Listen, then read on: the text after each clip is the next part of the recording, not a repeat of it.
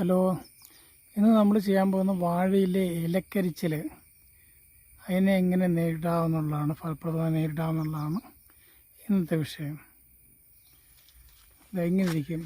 ആദ്യം ഇല അങ്ങ് കരിയും, പിന്നെ ഫുൾ മഞ്ഞളിക്കും, പിന്നെ ആ ഇല അങ്ങ് പോയിട്ട് അത് അടിയിൽ നിന്നായിരിക്കും ബാധിക്കുന്നത്. ആദ്യം ബാധിക്കുന്നത്, പിന്നെ അത് കുറേശ്ശെ മുകളിലോട്ടും ബാധിച്ചിട്ട് നമ്മൾ ശ്രദ്ധിച്ച് കഴിഞ്ഞാൽ, പ്രിവെൻറ്റ് ചെയ്ത് കഴിഞ്ഞാൽ, പ്രതിരോധിച്ച് നിന്ന് കഴിഞ്ഞാൽ ഒരു പക്ഷേ നമുക്ക് രക്ഷപ്പെടുത്തിയെടുക്കാം വാഴയെ. മിക്കവാറും 95% അങ്ങനെ ഇതുവരെ കണ്ടിരിക്കുന്നത് ഞങ്ങൾ ഇങ്ങനെ ഇരിക്കുന്ന സംഭവം. ക്രമേണ അത് ഇങ്ങോട്ട് അധികം നാളെടുക്കത്തില്ല, അതിന് മുമ്പ് തന്നെ അത് കരിഞ്ഞ് ഫുള്ളങ്ങ് പോകും.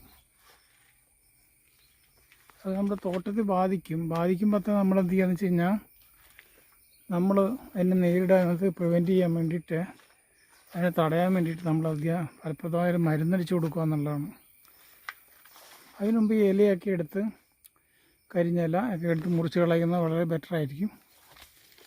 സമയം കുറവായിരുന്നു, ഞാനത് ചെയ്തിട്ടില്ല.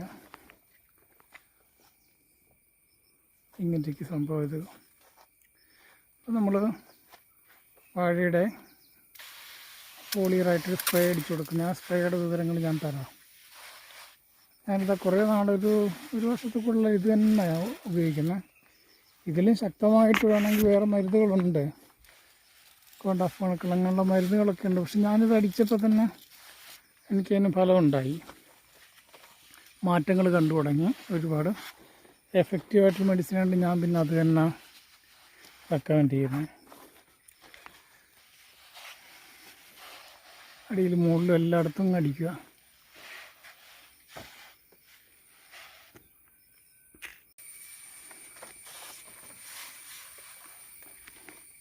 അങ്ങനെ മുകളിലും താഴത്തും ഇങ്ങനെ അടിച്ചു കൊടുക്കുക. ഈ മരുന്നിന് ഡിസ്പ്ലേ ഞാൻ തരാം താമസിക്കാതെ.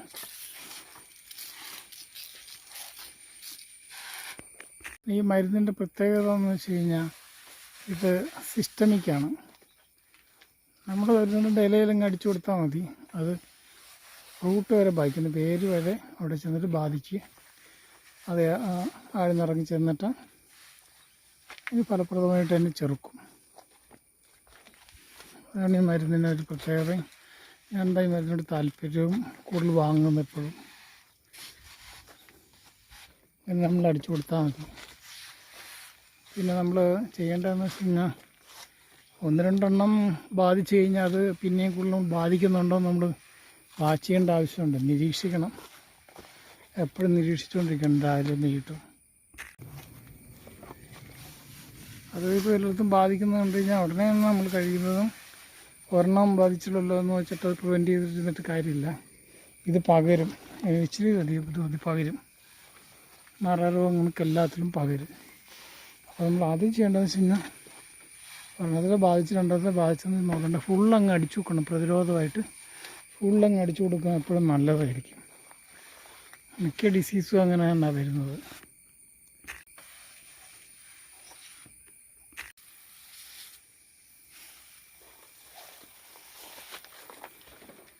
ഇങ്ങനെ അടിച്ചു കൊടുത്തു കഴിഞ്ഞാൽ അത് മുഴുവൻ അങ്ങ് പിടിച്ചോളും. അത് പവർഫുള്ളാണിത്. എനിക്ക് കൂടുതൽ കാട്ടിലേക്ക് പോയിട്ട് എടുക്കാൻ പറ്റില്ല, കാരണം ഇവിടെ ഒരുപാട് പാമ്പും മലമ്പാമ്പും മൂർഖനൊക്കെ ഒരുപാടുള്ളതാണ്. കൂടുതൽ പോയി എടുക്കുന്ന വെച്ചാൽ റിസ്ക്കാണ്.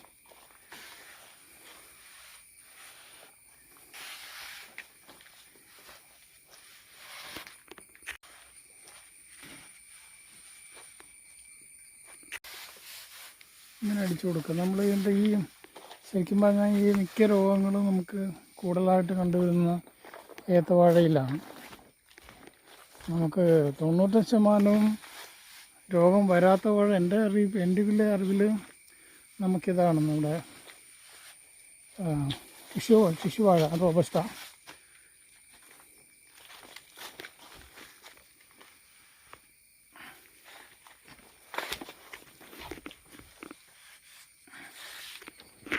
റോബസ്റ്റ വാഴയ്ക്ക് ഒരു കുഴപ്പമെന്ന് വെച്ചാൽ, അതുകൊണ്ട് കൊടുത്ത് അതിൻ്റെ കൊലയും നമ്മൾ ഒരു വർഷം പരിപാലിച്ച് കൊണ്ട് കൊടുത്തു കഴിഞ്ഞ് കഴിഞ്ഞാൽ അതൊരു മനുഷ്യന് വേണ്ട റോബസ്റ്റ. അതുകൊണ്ടാണ് നമ്മൾ ഈ നേന്ത്രവാഴയിലോട്ട് കിടക്കുന്നത്.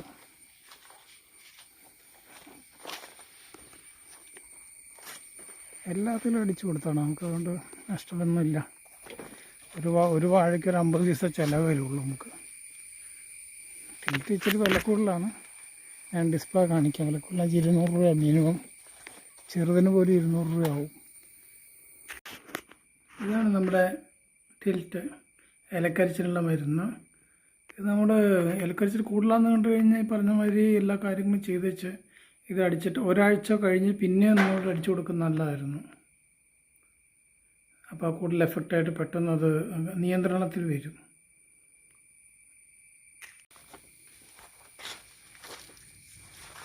Thank you for watching.